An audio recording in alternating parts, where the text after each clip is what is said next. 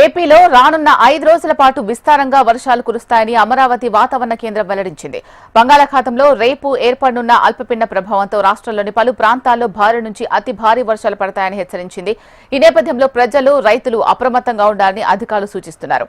ముఖ్యంగా నేడు 12 జిల్లాల్లో భారీ వర్షాలు కురిసే అవకాశం ఉందని స్పష్టం చేశారు. బంగాళాఖాతంలో రేపు అల్పపీడనం ఏర్పడుంది. ఇది మరింత బలపడి వాయుగుండంగా మారే అవకాశం ఉందని, శనివారం నాటికి తీరం దాటొచ్చని పేర్కొంది. దీని ప్రభావంతో రేపటి నుంచి ఈ నెల 20వ తేదీ వరకు దేశవ్యాప్తంగా పలు ప్రాంతాల్లో వర్షాలు కురుస్తాయని అంచనా వేస్తున్నారు. రాష్ట్రానికి సంబంధించి రేపటి నుంచి శుక్రవారం వరకు కోస్తాంధ్ర, రాయలసీమలోని కొన్ని ప్రాంతాల్లో భారీ నుంచి అతి భారీ వర్షాలు నమోదవుతాయని అమరావతి వాతావరణ కేంద్రం తెలిపింది. నేడు అల్లూరి, తూర్పుగోదావరి, కోనసీమ, ఏలూరు, పశ్చిమ గోదావరి జిల్లాలతో పాటు ఎన్టీఆర్, కృష్ణా, పల్నాడు, గుంటూరు, ప్రకాశం, కర్నూలు, నంద్యాల జిల్లాలో భారీ వర్షాలు కురిసే అవకాశం ఉంది.